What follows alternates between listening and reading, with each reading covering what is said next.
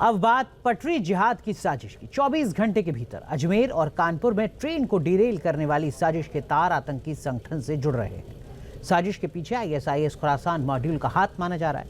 NIA और ATS की team जांच में जुटी है। कानपुर में हिस्ट्री शीटर शाहरुख को हिरासत में लिया गया है। आखिर कौन है इस साजिश का मास्टरमाइंड, देखिए रिपोर्ट।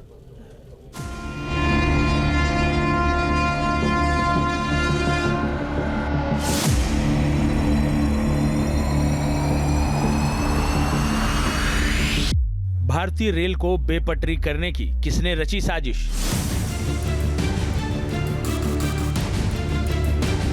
कानपुर से अजमेर तक पटरी जिहाद की साजिश का मास्टरमाइंड कौन? क्या है ट्रेन को डिरेल करने वाली साजिश का खुरासान कनेक्शन?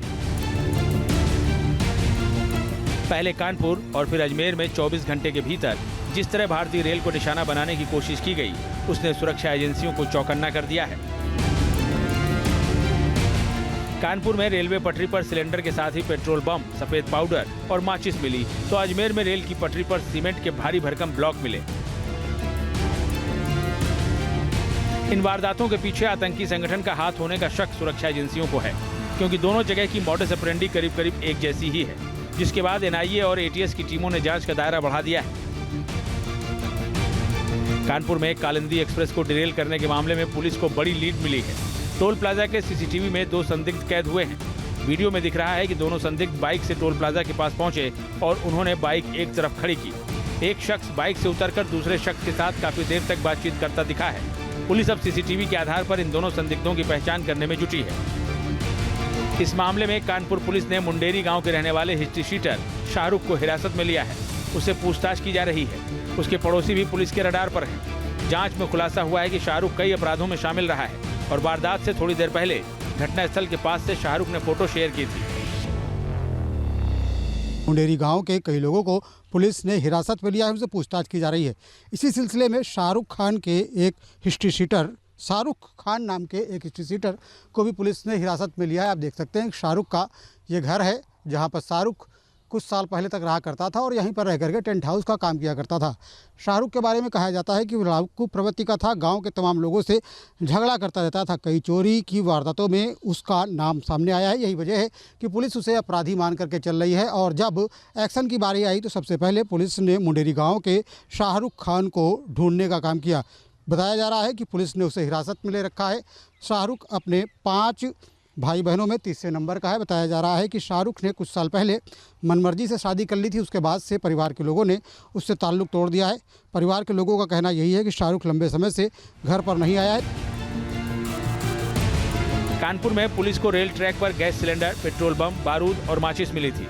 ये सब पटरी जिहाद की उस टूल किट का सामान है जिसके जरिए आतंकियों ने कालिंदी एक्सप्रेस को बेपटरी करने की साजिश रची थी।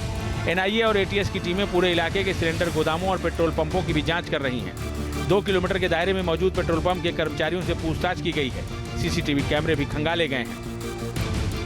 कानपुर में कालिंदी एक्सप्रेस को पलटाने की साजिश रची गई थी, जिसको लेकर के जांच का सिलसिला लगातार जारी है। स्थानीय पुलिस के साथ साथ एटीएस और एनआईए भी जांच कर रही है। आपको बता दें कि ट्रैक पर सिलेंडर के साथ ही पास में पेट्रोल बम भी बरामद हुआ था। एक बोतल में भरा हुआ पेट्रोल मिला था जिस पे बाती लगाई गई थी। इसे बम का रूप देने का प्रयास किया गया था। ऐसे में तमाम पेट्रोल पंप भी पुलिस की जाँच की रडार पर हैं। क्या पूछा आप लोगों से? उन्होंने उनसे यही पूछा कि किसी को बोतल में तेल पेट्रोल दिया तो नहीं है, या 8 तारीख के बारे में जोड़ दो कि एक बार सोच के देखो कि किसी को दिया तो नहीं है, या किसी की गाड़ी पे सिलेंडर तो नहीं देखा।